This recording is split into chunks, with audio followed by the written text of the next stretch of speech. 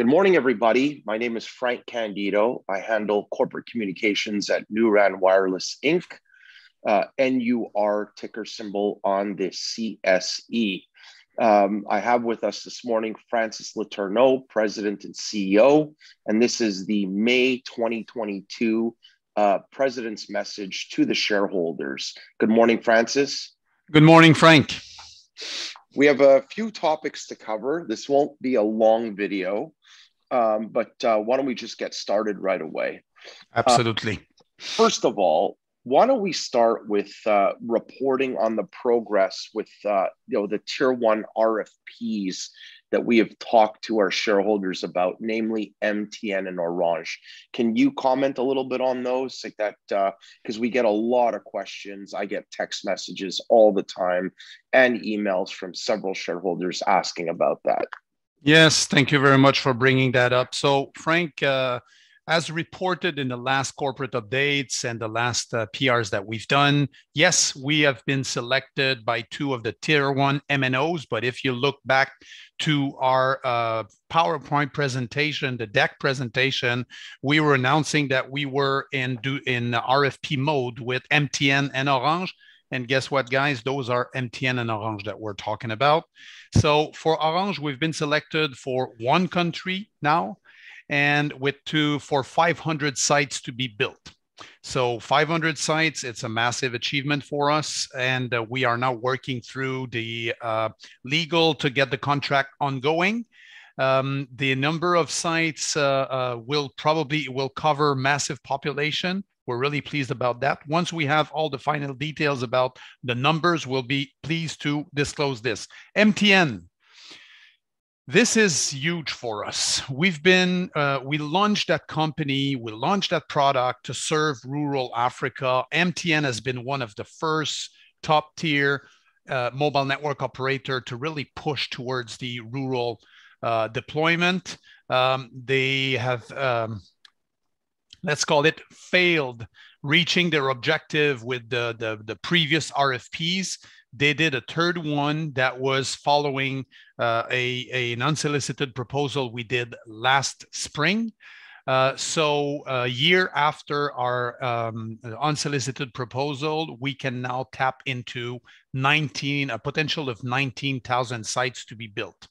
So the process with MTN has already started. We've engaged with Corp to review the needs, to review the process, to engage with the different OpCos. OpCos means subsidiaries. And we are up to today engaged with 7 of those. The countries to be disclosed in a later press release.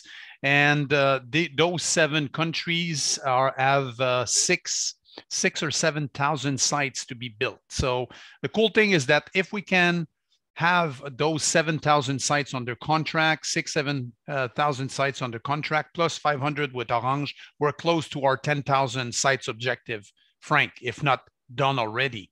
As we reported and as everybody know, we have close to 2,700 sites under contract today with Namibia, South Sudan from MTN. Now we're tapping into 5,000, 6,000, 7,000 site additional plus 500 for Orange, which means that we will be extremely close to our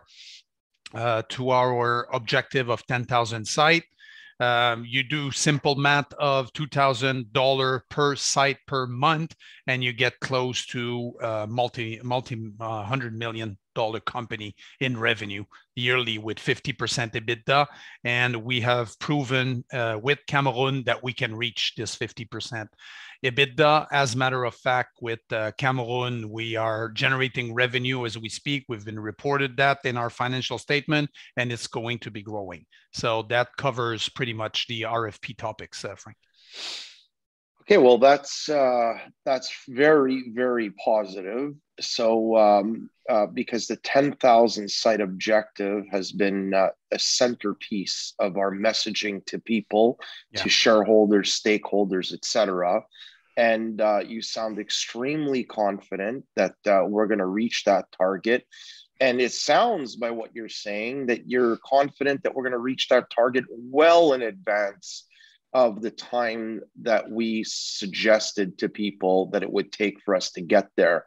So let's see how this all unfolds in the next few months, and let's see if we can turn everyone into true believers that we are heading to that objective at a much quicker pace. Now, at the tail end of that, you mentioned that we started to receive payment from Orange, I guess, in Cameroon. So maybe just talk about that, because that was one of the topics I wanted to bring up, because obviously revenue up until our last financials, which we will deal with at the very end, of course, we were a company that wasn't really generating any NAS revenue. Revenues that we had shown historically had not much to do with NAS. Now we're a NAS company, and therefore we need to generate NAS revenue as we go forward. So where are we at with that? And maybe you can comment a bit.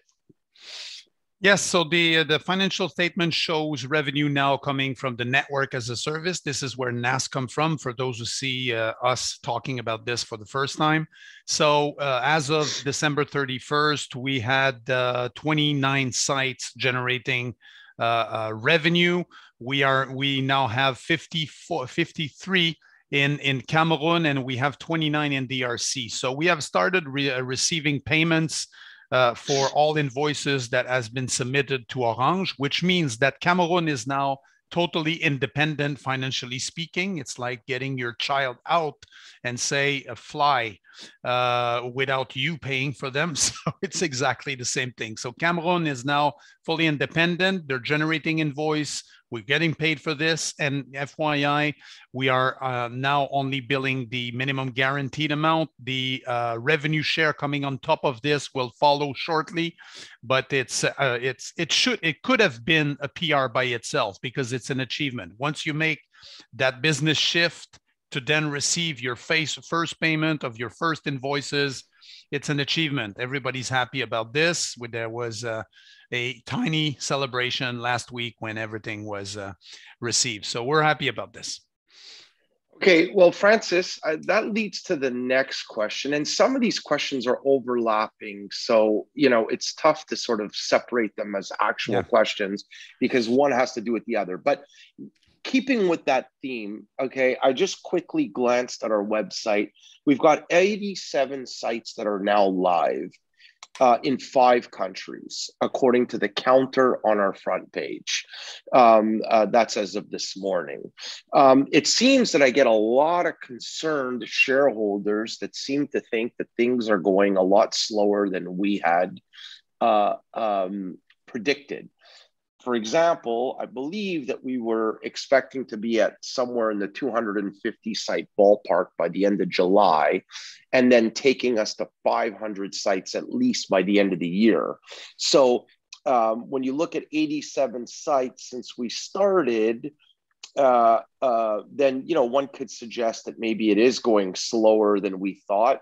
Although sometimes kicking things off makes it go a bit slower. But there's a few things here. Number one, all of these sites that are currently live, who's paid for those sites? Us. It's the $11 million that we raised last summer, Frank. Yeah. $4 million was coming from Spacecom, our strategic partner. $4 million was used for the sites built in DRC, 118. Which was the plan, and 122 sites for Cameroon were financed by this equity raise plus additional money that we got in from other POs that we got for our equipment. So the 2 countries, 120 sites approximately each, has been self-financed by NuRAN operation. Okay, so that clarifies that. Secondly, in terms of deployment, is there anything at the country level that would slow down deployment? In other words, are we able to deploy 500 sites by the end of the year in terms of, whoever the third parties are that we're dealing with that actually, construct and build the sites for us, et cetera? Is there anything on that front that would at all impede us from achieving that 500 site objective? Capacity-wise, Frank, there's nothing blocking us from achieving those numbers. We could probably do more. What has happened since the last couple of months is that as a new operator, you need to assess your process. You need to do postmortem of the initial rollouts. And we had to pause those two countries, Cameroon and DRC, for different reasons.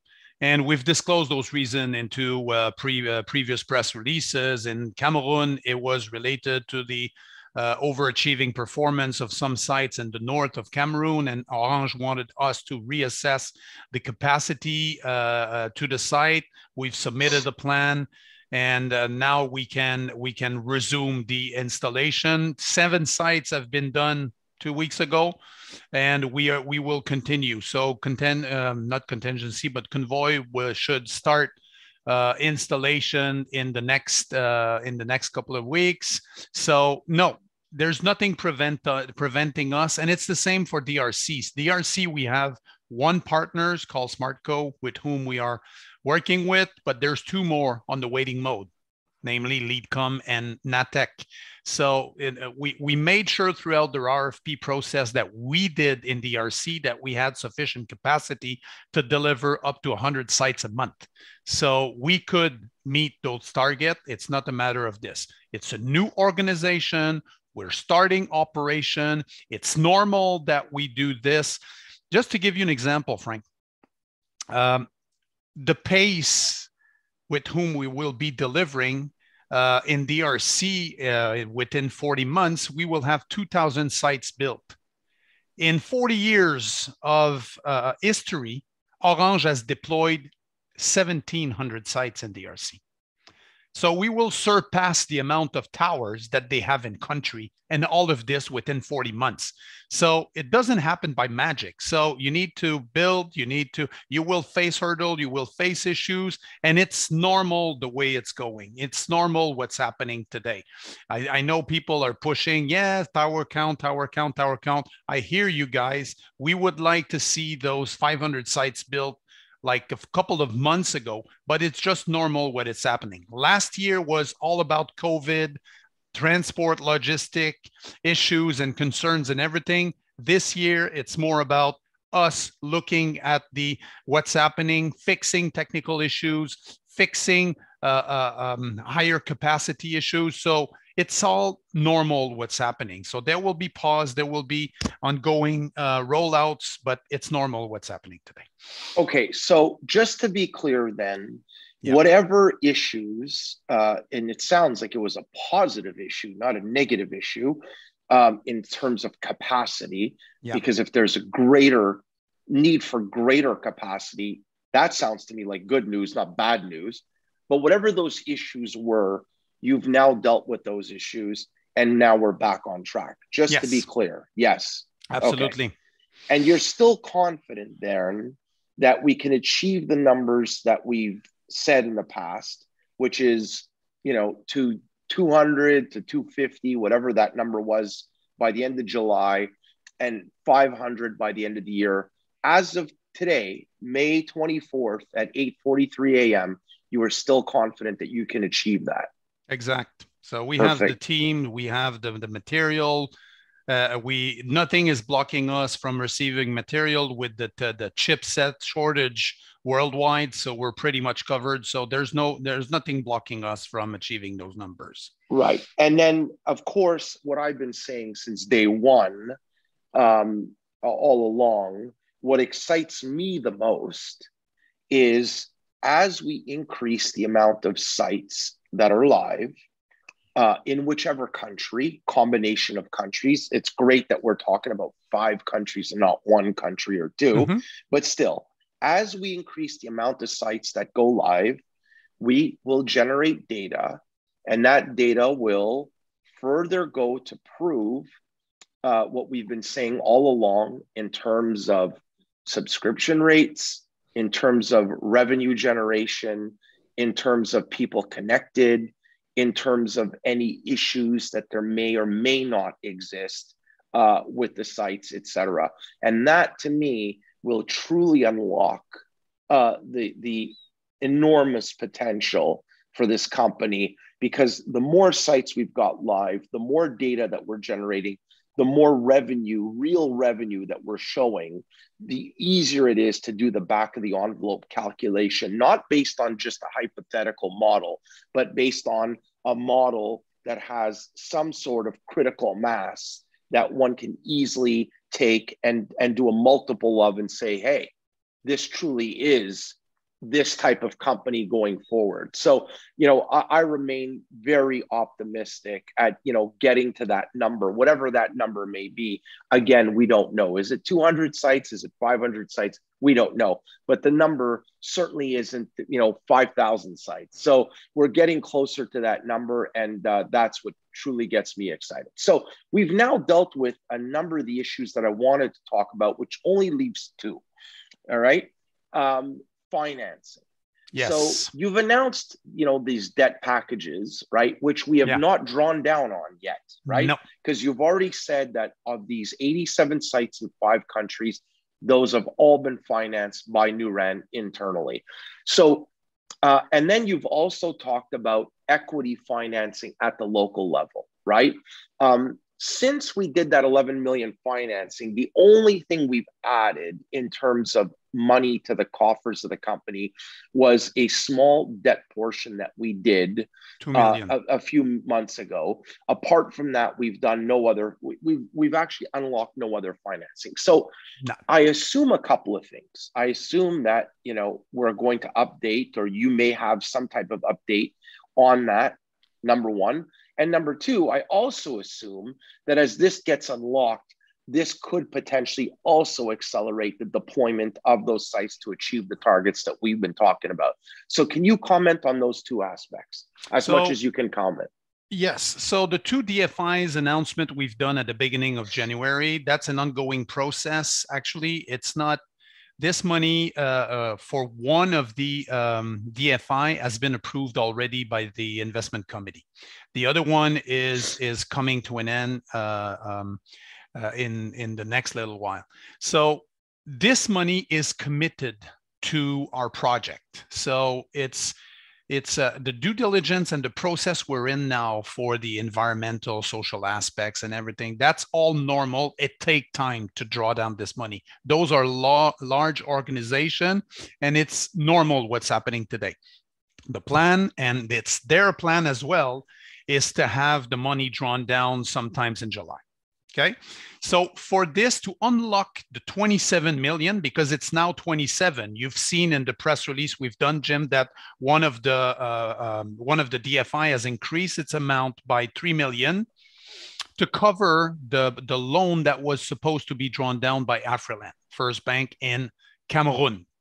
So they said, look, it will be too complicated to manage different securities, different aspects. So we'll just increase the amount to 18 million instead of 15. So please get rid of this Afriland money, which we agreed to.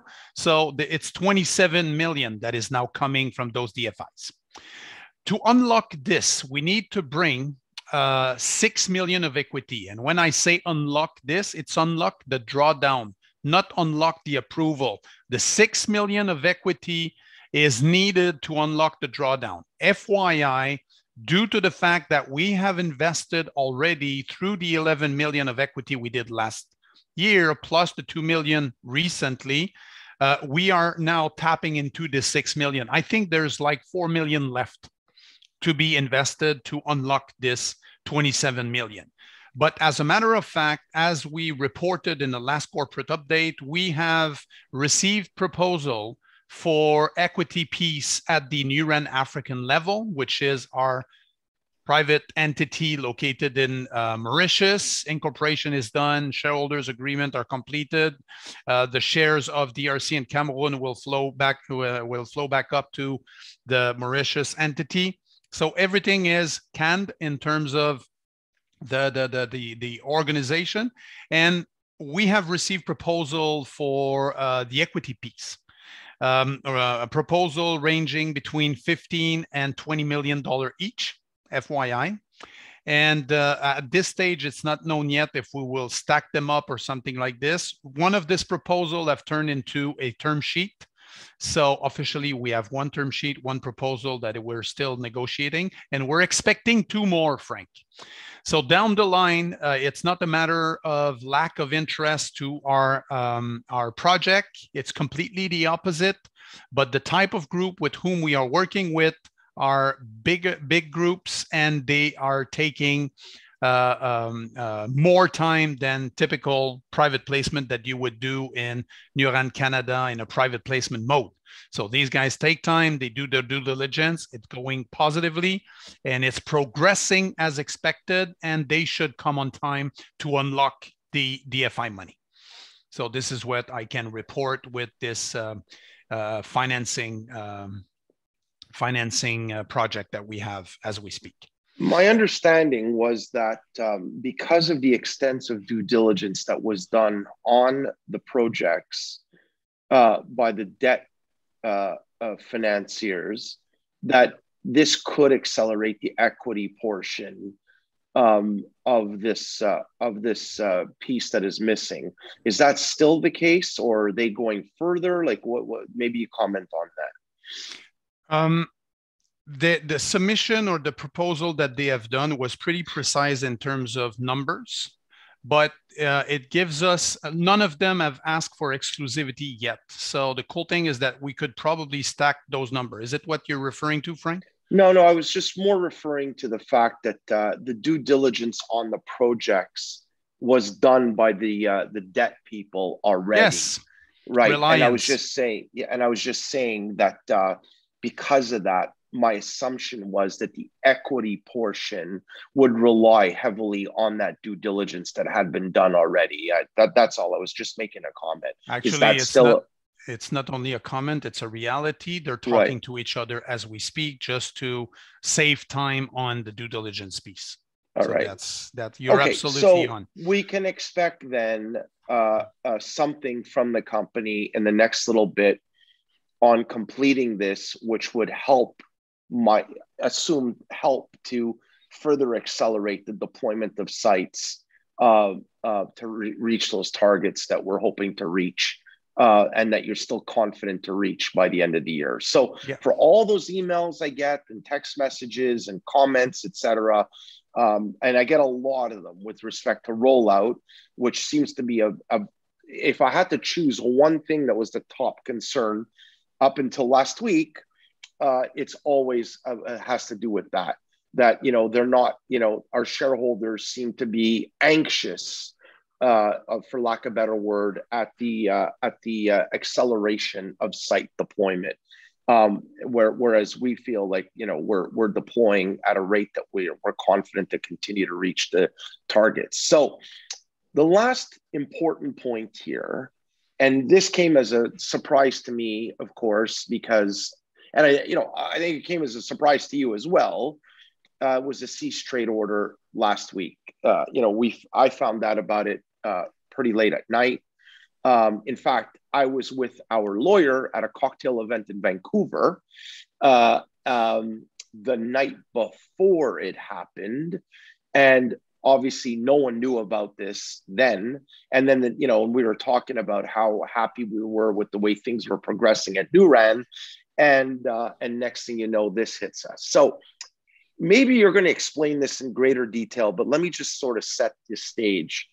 My understanding is that we had submitted our audited financial statements for the year 2021, and included in that audit was a note from the auditor whereby there was something to do with the inventory count in Cameroon, because there was no physical count, COVID obviously being a major restriction in getting a physical count done, that there was some note to do with that, which was picked up by the BCSC. And now the BCSC is requiring that our auditor go back and actually fix that inventory count in Cameroon. So that's my sort of big picture understanding. The other thing that I understood after speaking to both you and our legal team was that this is something that's fixable, and fixable fairly quickly. do you want to comment on that? Because obviously this is a major concern to everyone that is a shareholder or stakeholder in NuRAN Wireless. It's a major concern to me and to us as well. So we have a team dedicated working on this now almost 24 hours a day since last Wednesday, and we have a plan, and we are executing the plan to reverse the situation. As a matter of fact, BCSC has put out a cease trade order, which we are under today, waiting for us. And by the way, they've been pretty good with us. They said, look, as soon as you have something more, we'll review that quickly so you can resume trading as quickly as you can. But what we need to do now is, because the auditor does an audit, they don't do accounting, they don't do physical count, they just watch the physical count and then validate that everything is working. So right now, what we need to do, we need to go back again from May 22nd, and then do a physical count and reverse it back to the 31st of December. This is what we're doing. So the numbers produced by a third party, because the physical count a couple of weeks ago, while we were doing the financial audit, was done by a third party, but they never attended the physical count, and there was some discrepancies in the numbers and everything. So they weren't satisfied with the physical count / the valuation of the inventory. Therefore, they've put a qualified opinion. So the major problem sits in Cameroon. We are solving that as we speak. We have a group dedicated. I'm part of this too. You have to remember that I studied accounting, so I've put my experience and background expertise on this as well, because I did audit myself when I was way younger, you would say. I was 25, but I did this as well. So I know what it takes to get to that level. The team is, of course, not happy with the situation, but they're working really hard. Hours per day, I think we've reached maybe 20 hours per day. I think I've been sleeping like 4 hours per day since last Tuesday. That's something that we need to see resolve as quickly as we can. We have submitted a plan to the auditor. They're satisfied with the plan. Once it's executed, we'll give them the first filmed counts from our team / a third party. Second, we're doing all the reconciliation and evaluation, new reconciliation and validation to bring it back to the 31st of December. And then we submit that to the auditor. And they will run tests, sampling tests on different pieces. If they're satisfied, this is the way they're going to reverse their modified opinion. They need to submit it to their quality assurance. But every single team, us, the auditor, even Vitor on our board, which is the chair of the audit committee, as well as BCSC, everybody wants us to resume trading ASAP. So we're working along those lines, and we will, I think, soon resume this situation. Okay, well, I'm glad that it's something, like that, and not, something a lot more fundamental to the business. It's unfortunate, obviously, for everyone, and we regret the fact that this situation exists. But dealing with the fact that we are a company that's dealing in several African countries, it does pose some challenges, and certainly during COVID, those challenges existed. So anyway, so you're confident you're going to get this thing resolved, and quickly, is what I'm gathering. Yeah. And that we'll be back trading, hopefully, within the coming days. I don't know if we can comment any further than that, but everyone is working to get this thing resolved immediately. So just in summary then, Francis, we've got 87 sites, 5 countries. We financed all the sites up until now. We continue to finance sites as we go forward. You're still confident in achieving your 200 to 250 sites by the end of July. You're still confident in achieving your 500 sites by the end of the year. You're confident that you're going to close on the equity portion to unlock the debt that we had already announced at the African level. We're generating NAS revenue by Orange already on a monthly basis now.